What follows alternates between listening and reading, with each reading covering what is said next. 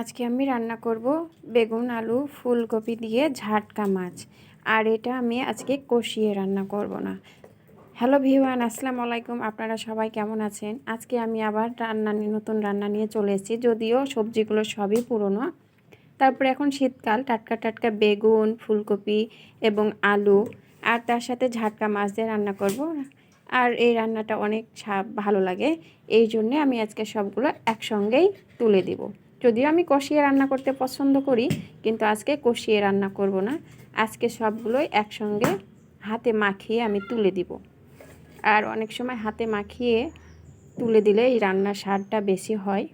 আর ঝাটকা মাছের ডিমও আছে, ওই জন্যই আজকে আমি একসঙ্গে কষিয়ে তুলে দিব। তো হলুদ লবণ দেওয়া হয়ে গেছে, এরপরে আদা রসুন জিরে বাটা আমি একসঙ্গেই দিয়ে দেব।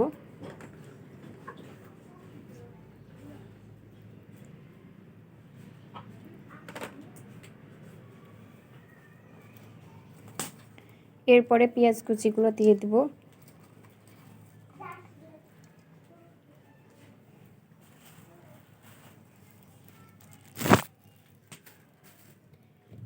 একটু গুঁড়ো মরিচ দিব।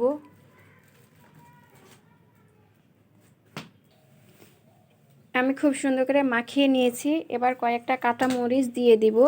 কাঁচা মরিচের স্বাদ অনেক ভালো হয়। এবার আমি রান্নাটা বসিয়ে দেব। আমার রান্নাটা হয়ে গেছে আর আমি রান্নাটা নামিয়েও নিয়েছি। এই যে দেখেন কত সুন্দর কালার এসছে। আর এদিকে আমি তো দুপুরবেলায় শুধু এই তরকারি দিয়ে খেতে পারি না, সাথে একটা ভর্তা থাকাই লাগে। তো টাটকা বেগুন, এর জন্য আমি ভর্তারও সব কিছু রেডি করে নিয়েছি। আর ভর্তাটা এখন আমি করে নিব। আমার ভর্তাটাও রেডি হয়ে গেছে।